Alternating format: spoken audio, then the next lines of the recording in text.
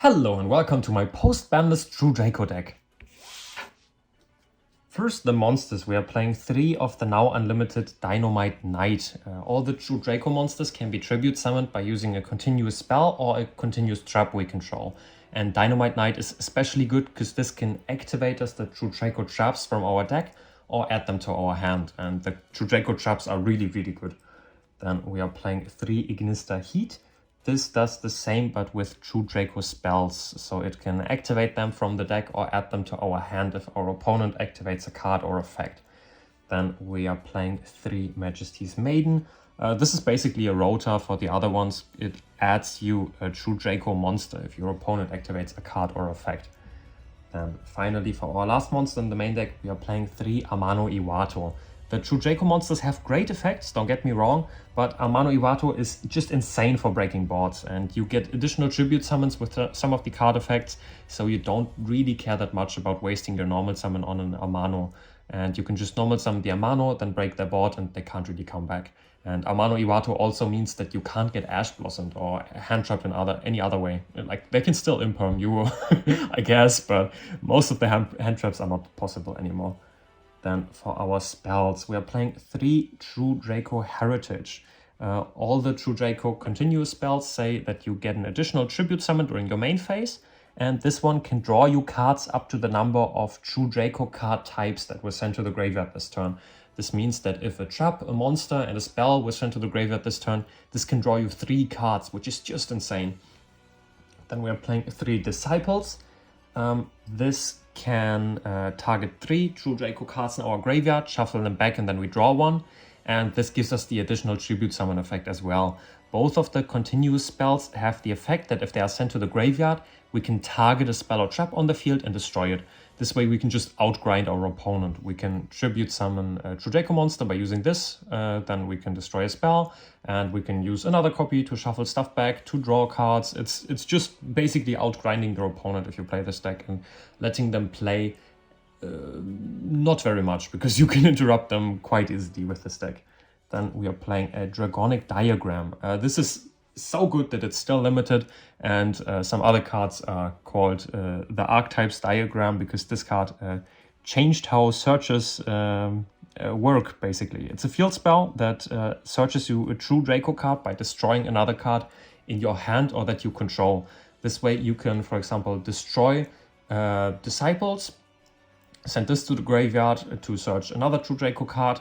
Then you can trigger the Disciples to destroy a spell or trap on the field. It's just super cool. Also, if they want to swing over your True Draco monsters, this says that the first time every True Draco monster would be destroyed by battle, they are not destroyed, and they gain 300 attack. So sometimes you really want to keep a tribute summoned monster on the field. I think you might already be able to guess why. And this can ensure that you keep a tribute summoned monster on the field. Finally, for our field spells, we are playing 2 Domain and 1 Terraforming, because this essentially means that we can play 2 Diagram and 3 Domain. We don't play an extra deck, unsurprisingly, so we can Domain lock our opponent. Maybe we can even use Diagram to get a search before, and then use Terraforming to afterwards Domain lock our opponent. To break boards, we are playing 3 Monarchs Stormforth. This can also just stop our opponent from playing, because we are able to get tribute summons on their turn. So we can go first, set this, and then with Stormforth we can just tribute summon off something on their turn. So it's not just a going second card, it's a going first card as well, because you can just set it and it's not a dead card. Then we are playing 1 Card of Demise. This draws us until we have 3 cards in our hand, which is very good because we can just set 5 or set 4 rather, because you don't want to set the Card of Demise. Set 4, activate Card of Demise, draw 3 cards. So this is basically a better Pot of Greed. It locks you out of special summoning, and it discards all cards in your hand in the end phase. But those are 2 things we don't really care about. We don't play hand traps, so we don't care about discarding in the end phase, and we don't special summon. So the restrictions really don't stop us, because we wouldn't do any of those things anyway. Then we are playing 3 Pot of Duality. Yeah, we don't special summon, so we can play 3 of this. It's very good at just looking at the top of our deck and grabbing a card we really need, and then this can help us out in a bad situation. For the traps, we are playing 3 Apocalypse. I mentioned earlier that the Draco traps are really great, and this shows why. This is a tribute summon on our opponent's turn. If any of the traps are sent to the graveyard, they can target a monster our opponent controls to destroy it. And this says that we can send another True Draco card we control to the graveyard, or we can destroy another True Draco card we control. And if we do, the attack and defense of all monsters our opponent currently controls become half their attack and defense. So we can, with this, not just send a monster to the graveyard, we can send another True Draco trap, for example, to the graveyard, then trigger the trap, destroy a monster, and make it so that our opponent can't swing over our monsters anymore. We can halve the attack of any problematic monster with this, as long as it's not unaffected, and trigger the effects of our other True Draco cards with this. It's such a cool card, and you can activate this from the deck with Dinomight Knight, and yeah, I'm really happy that Dinomight Knight is now unlimited. Then we are playing the True King Returns. This can special summon a True Draco monster from our graveyard in defense position, but for the rest of the turn we cannot special summon anything.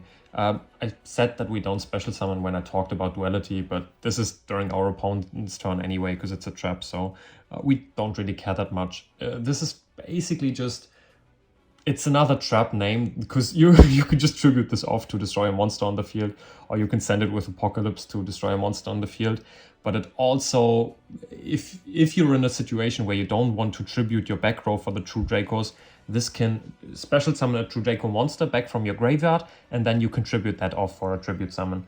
Then we are playing 3 Waterfall of Dragon Souls. This can get us any worm type monster from our deck to the hand.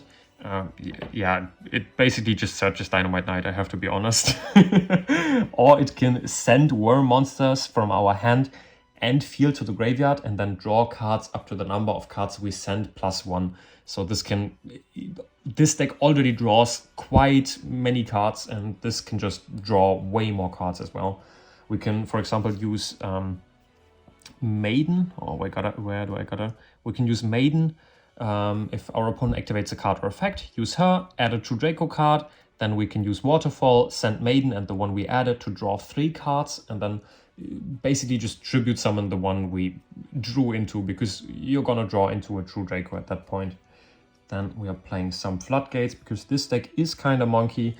We are playing 3 Rivalry. Yeah, Rivalry is decent, this format. It's not as good as some people are making it out to be, because something like Telements can just sit on Aqua monsters, and they, like, it's not like they don't care, but they can still function while only playing one type. And yeah, it really hits Sprite, but that's about it. Then we are playing 2 the Monarchs Erupt.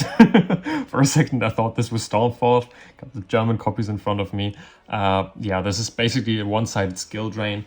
And the good thing about this is you can only activate it while you control a tribute summoned monster and don't have any cards in the extra deck. But it doesn't immediately destroy itself once you don't control that tribute summoned monster anymore. It only destroys itself during your end phase if you don't control any tribute summoned monsters. So you can activate this, then your opponent has like a Raigeki, for example. He clears all of your monsters, you don't have a way to summon a tribute summoned monster. Then this doesn't destroy itself immediately, and its effects still apply. So if your opponent wants to summon anything on the field, then its effects are negated. Yeah, I would play 3 of this, maybe, but yeah, this format, most of the effects are happening in the graveyard, so this doesn't do that much. Yeah, I hope you like this deck. If you have any comments or questions for this deck, then post them in the comments. I'll try to answer to every single one of them. Yeah, I hope you have a nice day. I hope you maybe give this deck a try and play a bit monkey yourself. And I'll see you in the next video.